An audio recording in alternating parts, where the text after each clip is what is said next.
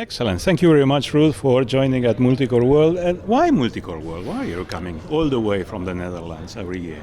I like the diversity in the topics. This gives me exposure to a lot of things I normally don't get exposed to. And since you get the world experts here, pretty much, I just absorb that. I don't pretend that I remember all of that, but I do think it's really nice that I get to hear about a lot of other things outside of my world going on. And what makes different Multicore World? Because it's still all across the world. Would you find all the experts together in Europe? Well, you're pretty unique here with this event.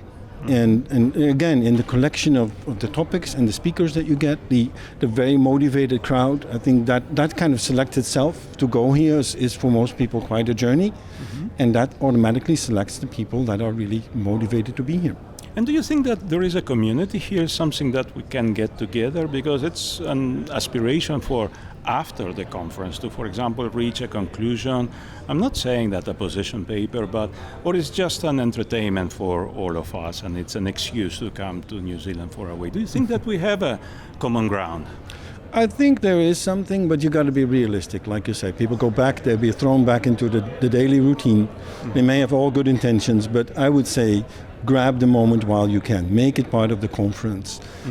When you wait and everybody's back with a pile of backlog, email and work, that's what I would do. So essentially what happens during this week is something that we need to work on it for the rest of the year. We don't expect necessarily a follow-up until the next meeting. Well, people take things back home. They do think, and they start spreading, they start thinking about it. And you could think about maybe have some wrap-up session to see like what are the big lessons that we learned, anything people want to talk about that was new to them, something like that. Like I thought the speaker before me was really good with realizing what we sort of feel is that the gap of these big machines is widening. It gets harder for other countries and institutes to keep up with those huge budgets. I think that's a big lesson to learn. Because what he says is that the commercial off-the-shelf kind of exascale machines won't reach up to it takes 10-15 years in order for the general public to enjoy them. Right. What do you think about that? Yeah, well, the question is, do we need to catch up? Are we okay with it? Could we do that kind of work on those older machines that is still very valuable?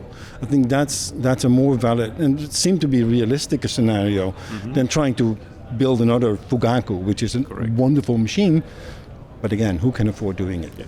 Thank you very much, Ruud. We much appreciate your commentary. Well, you're welcome. Thank you.